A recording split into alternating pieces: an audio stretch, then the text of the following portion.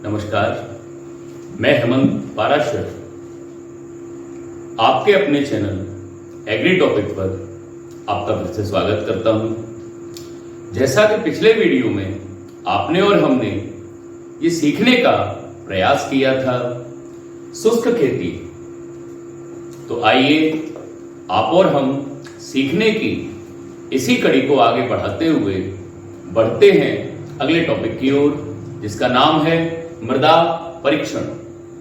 क्या होता है ये मृदा परीक्षण? ये हर किसान के लिए क्यों आवश्यक हो जाता है? मृदा परीक्षण करना हर किसान के लिए नितांत आवश्यक है। मृदा परीक्षण में किसान को अपनी मृदा की अम्लीयता, क्षारीयता का ज्ञान तो होता ही है, साथ ही साथ उसको ये भी पता चलता है कि उसकी मिट्टी में कौन कौन से पोषक तत्वों की कमी है। जैसा कि आप और हम जानते हैं कि मिट्टी में 16 पोषक तत्वों की आवश्यकता होती है, लेकिन आप और हम या हमारे किसान भाई मिट्टी में केवल 3 तत्वों की ही पूर्ति कर पाते हैं, 50% लोग। उसमें से नाइट्रोजन, पोटास, फास्फोरस, केवल हम इन तीनों पर ही ध्यान देते हैं। चाहे इनकी मात्रा मिट्टी में कम हो या अधिक हो, हम इसके बारे में नहीं सोचते कि मृदा में जो तत्व हम पहले से ही उपलब्ध करवाते जा रहे हैं उसकी कमी कैसे हो सकती है। हालांकि पौधों को इनकी आवश्यकता काफी मात्रा में पड़ती भी है, ये पौधों के मुख्य पोषक तत्वों की श्रेणी में आते हैं, तो इनकी आवश्यकता पौधों को पड़ती तो है, लेकिन इतनी ज्यादा भी नहीं पड़ती है कि हम उनको लगातार देते जाएं। हमें इस चीज का भी ध्यान रखना चाहिए कि मृदा को आवश्यक पोषक तत्वों के अलावा कई सूक्ष्म पोषक तत्वों की भी आवश्यकता पड़ती है। ये पोषक तत्व हमारे पौधों को, हमारी मिट्टी को सहारा देते हैं और पौधे की ग्रोथ में लगातार वृद्धि करते रहते हैं। कई सूक्ष्म तत्व होते हैं, जैसे कि जिंक है आपका। मृदा परीक्षण क्यों आवश्यक है? हम मृदा में लगातार फसल उगाते जाते हैं। हालांकि मृदा पोषक तत्वों का अपने आप में भंडार है। मृदा में सभी पोषक तत्व पाए जाते हैं। यदि मिट्टी से हम लगातार पोषक तत्वों को लेते जाएंगे तो मृदा में उन पोषक तत्वों की कमी आना है। इस कमी को पूरा करने के लिए हमें मृदा परीक्षण की आवश्यकता पड़ती है। जब तक हम मृदा परीक्षण नहीं करवाएंगे, ये हमें पता कैसे चल पाएगा कि हमारी मिट्टी में कौन से पोषक तत्वों की कमी है और कौन से पोषक तत्वों की अधिकता है। जैसे कोई किसान फास्फोरस मिट्टी में उपयोग कर रहा है, उसको यह पता ही नहीं है कि मेरी मिट्टी में फास्फोरस पहले से काफी मात्रा में मौजूद है। वो 2 बैग फास्फोरस के मृदा में उपयोग कर रहा है। यदि उसको मृदा परीक्षण से यह पता चल जाए कि मुझे कौन सा पोषक तत्व उपयोग करना चाहिए, तो उसकी मिट्टी को वह पोषक तत्व उपलब्ध हो जाएगा जो मिट्टी को चाहिए।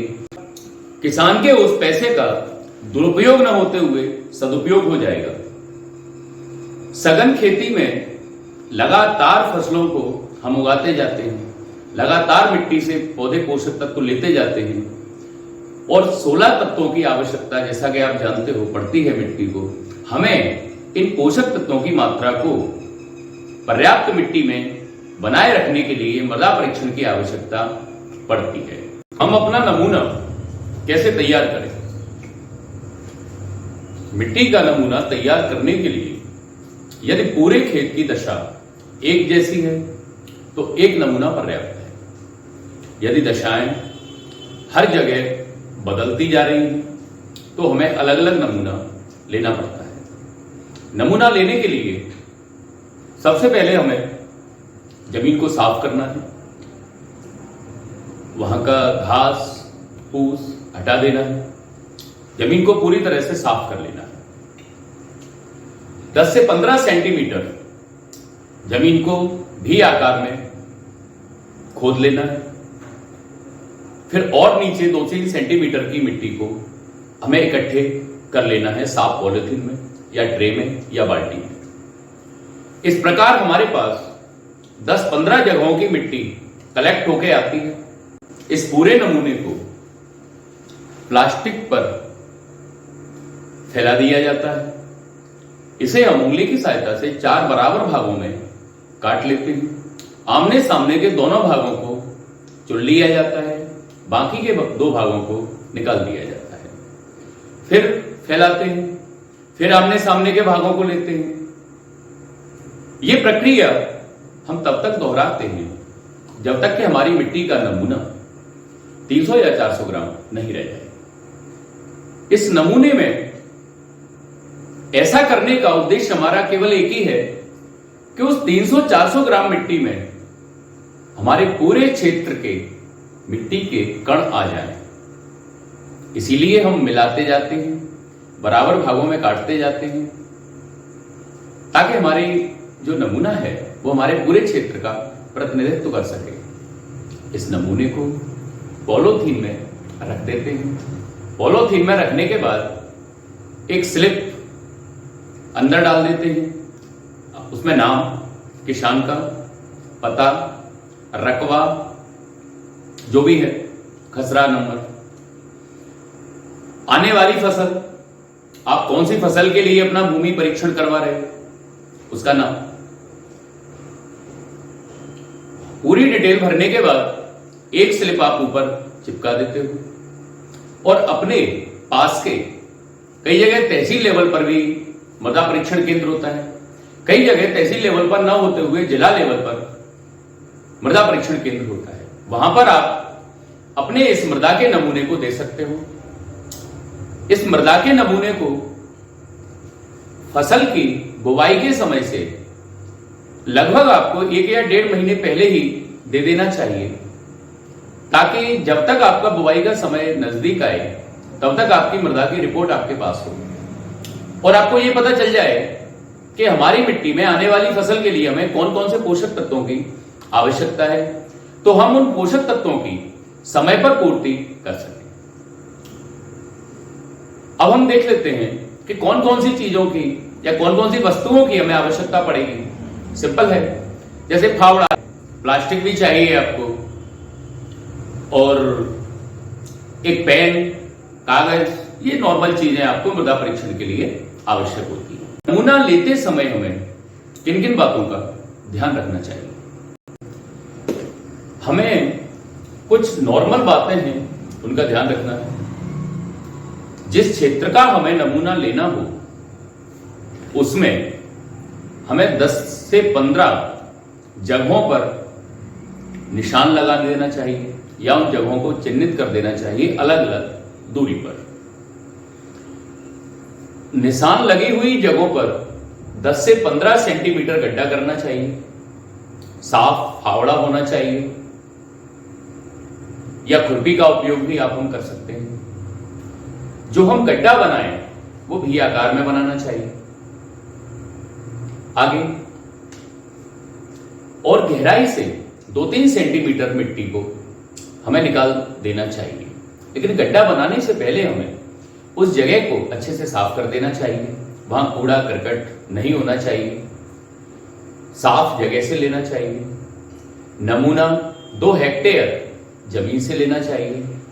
मेड़ों के पास, पेड़ों के पास, ढलान पे, रास्तों के पास से नमूना नहीं लेना चाहिए।